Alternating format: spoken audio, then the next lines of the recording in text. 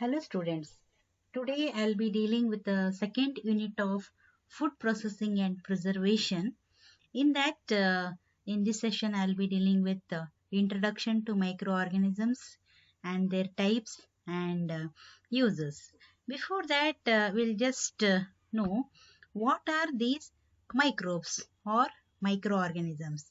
The definition for microorganisms is a microscopic organism which is too small to be seen with naked eye or sometimes even with a microscope is called microorganisms. Means we can't see the microorganisms with our naked eyes. We have to see the microbes with a microscope only. Okay, there are many sources of microorganisms. If we ask where are the microorganisms or where we find the microorganisms, in a single sentence we can say that microorganisms are everywhere. We find microbes everywhere. So where all we find the microbes, like soil, in water, in plant and plant products, food utensils, food handlers, even in the GIT, that is gastrointestinal tract of human and animal feeds, animal hides, air and dust. So these are the sources of microorganisms. Among the soil and water, these two are very important source of contaminating the microorganisms. Microorganisms present in the soil, it may enter into the atmosphere through wind, currents and enter water bodies when it rains. It is said that every important organism comes from the soil. Natural waters, besides containing their own microflora, may also carry microorganisms of soil, sewage, and animal. In brief, we can say that water is the main source of microbial contamination of food.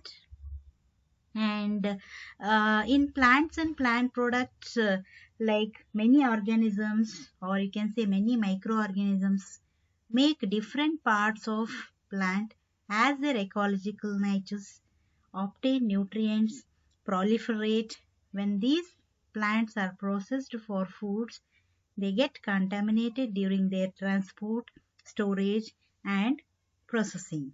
How or where do we get the microbes in food utensils? Microorganisms present on the surface of harvested vegetables, they get in contact with the containers and utensils and transfer them to food during processing. Similarly, cutting block in meat market along with cutting knives and grinders acquires the microorganisms and build up during repeated use. Thus, it ensures that fairly constant level of contamination of vegetables and meat respectively by using the food utensils.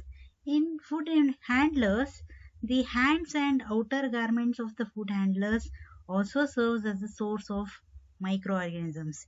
If they won't wash their hands properly and their whatever the clothes they wear, no, if the microbes they come on they sit on their clothes, then also their clothes may contaminated with the microbes. The food handlers, they get these microorganisms from soil, water, dust and other environmental sources. The nasal cavities, skin and GIT of food handlers may also serve as a source of food contamination. And here we see that gastrointestinal tract of human and even the animal, these are the sources of microorganisms because the gastrointestinal flora of man and animals, they become waterborne when human feces and animal excreta enter the water bodies.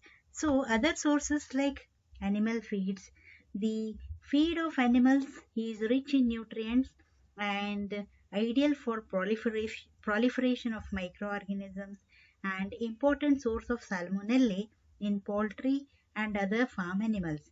Dry animal, the feed may be responsible for spread of microorganisms through air and becomes important source of microbial contamination. Animal hides like the organisms found in milk mainly from the udder of cow, milk containers and hands of the milk handler.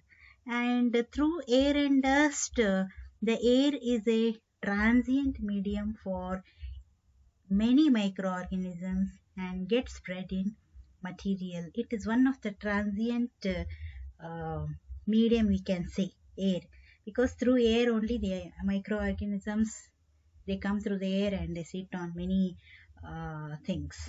So contamination of food with the spoilage microorganisms is mainly air of indoor environment. The dust of air and sprays of different material enter into air current and become important source of contamination. So these are the sources of microorganisms. And what are the types of microorganisms?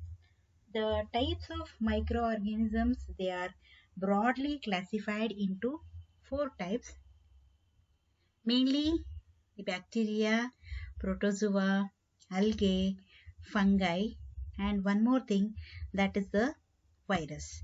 So a few little bit introduction about the bacteria. That is, bacteria, these are a type of biological cell which constitute a large domain of prokaryotic microorganisms. Means bacteria are the prokaryotic microorganisms, and they have a number of shapes ranging from, they are sphere in shape, rod in shape, and also the spiral in shape. Now what about protozoa? Protozoa, it is an informal term for a group of single-celled eukaryotes. See, it is nothing but protozoa are the single-celled eukaryotes. They are either free-living or they are parasitic, which feed on the organic matter such as other microorganisms or organic tissues and the debris. Algae. Algae is an informal term for a large and diverse group of photosynthetic eukaryotic organisms. We can say algae as a photosynthetic eukaryotic organisms. It is polyphyletic grouping including species from multiple distinct clades. Fungi. A fungus is any member of the group of eukaryotic organisms that includes microorganisms such as yeast and molds, as well as more familiar mushrooms. These organisms are classified as kingdom, which is separate from other eukaryotic life kingdoms of plants and animals. And the next one, that is the viruses. Viruses, a microbe even smaller than the bacterium. Among all the microbes, bacteria are the very smallest. Viruses are the smaller than the bacteria. They can only become active inside other living cells. Otherwise, they are non-active. They are inactive. They are not affected by antibiotics. Viruses can cause flu and cold. Okay, then let us coming to the uses of microorganisms. Microorganisms are used for many purposes, like it is used in the production of dairy products. Like bacteria are the key players here. In the dairy industry, these are the key players. Bacteria, they help in fermentation, which helps in making different forms of dairy products from milk like curd, buttermilk, butter, cheese. Streptococcus is the most common genus of bacteria that are used in the commercial production of this product. The another use is, these are very much helpful in bread making. A species of Streptococcus is added to the dough before making bread to bring about the required fermentation. Microorganisms are also useful in the manufacture of alcoholic drinks. Like alcoholic drinks are prepared or they are manufactured by the process of fermentation. Each drink is derived from a different starting products such as potato and grapes. Then it is fermented, distilled, and alcohol is prepared. The commonly used microorganisms here is different types of fungus like yeast. Some even use bacteria and fungus. Alcoholic drinks include wine, rum, vodka, etc. Organic acids are also produced by the microorganisms. Organic acids are commercially prepared by using fungi like Acetobacter, Rhizopus, Penicillium. These are the few fungi that are used to ferment substrates such as fruits and sugar containing syrups. For example, the acids that are derived and manufactured on large scale using fungi are acetic acid, citric acid, gluconic acid, fumaric acid, and lactic acid. Microorganisms are also used in the derivation of enzymes such as lipase, lactase, proteases, peptides, and few etc. Then these are also helpful in the production of steroids. Some bacterial and fungal species are used in the preparation of steroids that are then injected into the human body for different purposes. These are also helpful in the sewage treatment. Like not only are the microorganisms helpful to our body, they are also helpful to the environment. They help in the secondary treatment stage of sewage treatment. These are used as insecticides, like certain bacterial and fungal species are used to keep certain insects and pests away from the crops. Fertile of soil is also done by the microorganisms. Here, microorganisms play a very important role in maintaining the fertility of soil. They help in the composting process, which forms a manure.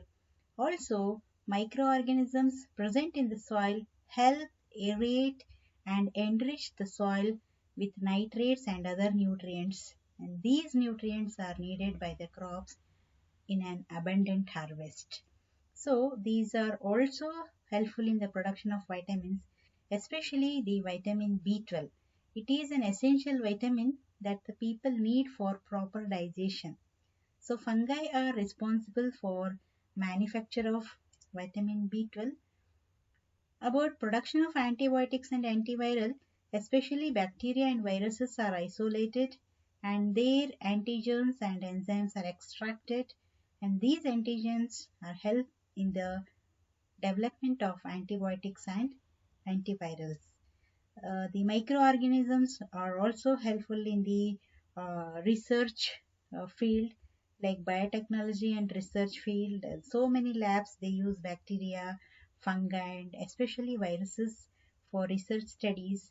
Non-virulent forms of these microorganisms are injected into subjects going through clinical trials, and this in future helps in the development of medicine, vaccinations, and cure for diseases. And DNA and RNA studies also make use of them. It is important for us to know about microorganisms and its uses, as they are both beneficial as well as harmful to other life forms. They play a crucial role in the ecosystem, maintaining balance between the good and bad microorganisms is the key to coexisting with them. So these are the few references which I have referred. Thank you.